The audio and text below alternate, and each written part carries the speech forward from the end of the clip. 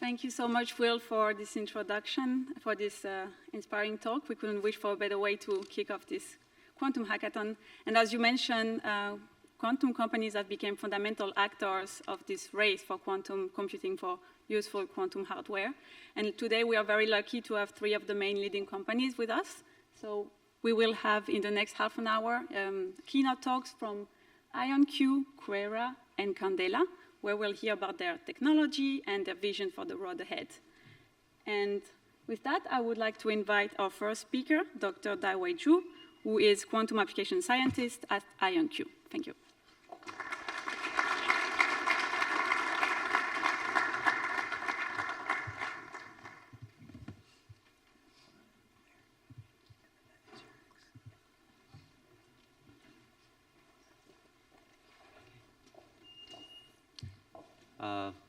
Thanks for the kind introduction, and thank you for joining me in my presentation. It's a great honor to be here with many of the people that inspired me to go into my journey in quantum. So today I'm going to briefly introduce our company, talk about our technology, and briefly talk about some of the applications that we think are potentially promising. And it's a short talk, so I guess I would say the takeaway for this talk is just to get you all excited. I know you're very excited, just more excited. And if you hear me freeze, stutter, or shaking, that's just me getting myself too excited, like a bad joke teller would do. So yeah, let's get started. First, it doesn't move. Okay, I got the system excited. So, okay, here we go. Okay, so first about our company, we're IonQ. Our goal, our dream is to build the best quantum computer in the world and use it to solve the most complex problem. Our company is built on 20 years of research in academia. As you see from here, we already have established a line of high-performance quantum computer systems, including what we call Harmony, Aria, and Forte, which at the beginning of this month just achieved AQ 35. So I mentioned AQ, algorithmic qubit. It's the metric IonQ we stick with to benchmark the performance of quantum computer. Not play again. Okay, so I'll talk more about algorithmic qubit, what it is, why we think it's a good metric. Essentially, it's an application-based performance metric, right? In a nutshell, it's basically the largest system size that you can use to run a suite of algorithms for which, at this size, each of those algorithms can be executed on your system with reasonable fidelity.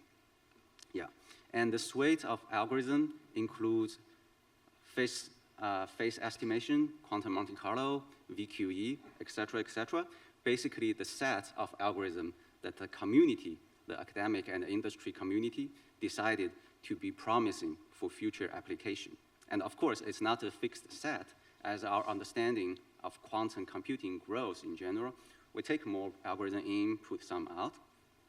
But in general, to get a better AQ, to reach better AQ, it corresponds to improving the compilation software, increasing number of qubits, improving the performance, the gate performance of those qubits, and also error mitigation at this point.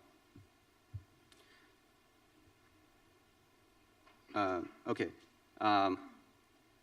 just say, add on here at IonQ, we not only just build quantum computing system, but we also provide a full spectrum of service to the community and the industry, include cloud computing platform and consulting services in industry and in educational domain.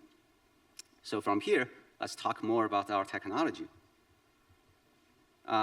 Here's a fancy slide, my favorite, yeah. In a nutshell, I guess in my opinion, or I guess just in a minimalistic perspective, I think quantum computing with ion trap quantum computer essentially is 2 things.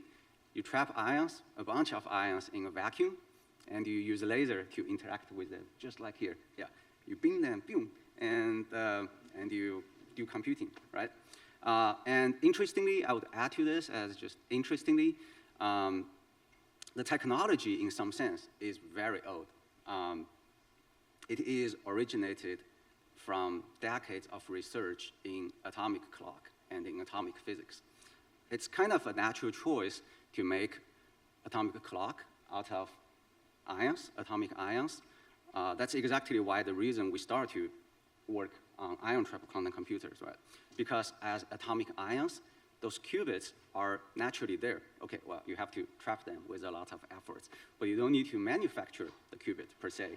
And so all the qubits you get out of those ions, they are naturally identical and naturally quantum because it's their internal quantum states. And because these ions, but for large part, are isolated from the environment unless you interact with them with lasers. It gives them a pretty long coherence time. And also, because we use electric field to trap all those chains, we can change the field. So it allows us to reconfigure the ion, and they're highly connected.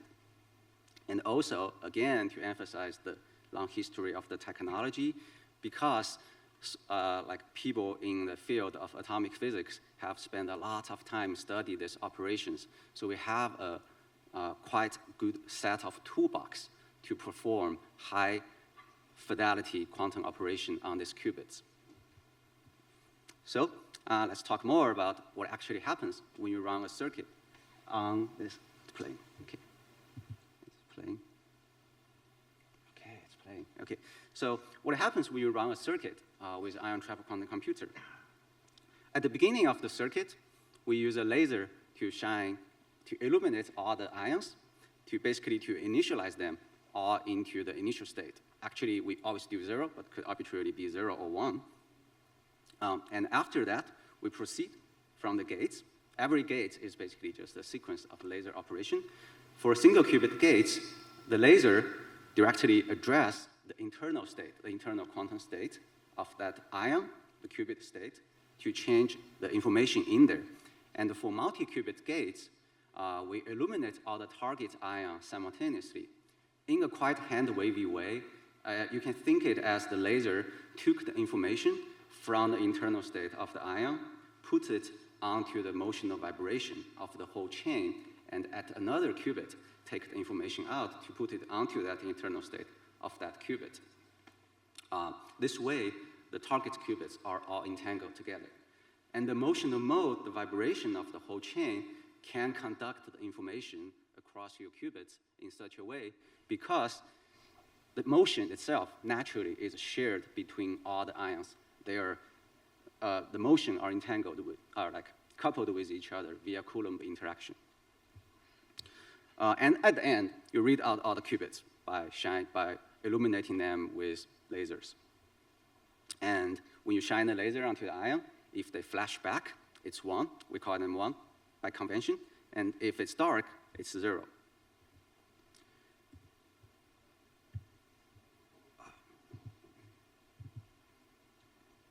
Okay, so with this technology, we have moved a long way, and we have this roadmap to eventually lead us to unlocking more and more opportunities, more and more potential for quantum computing in application.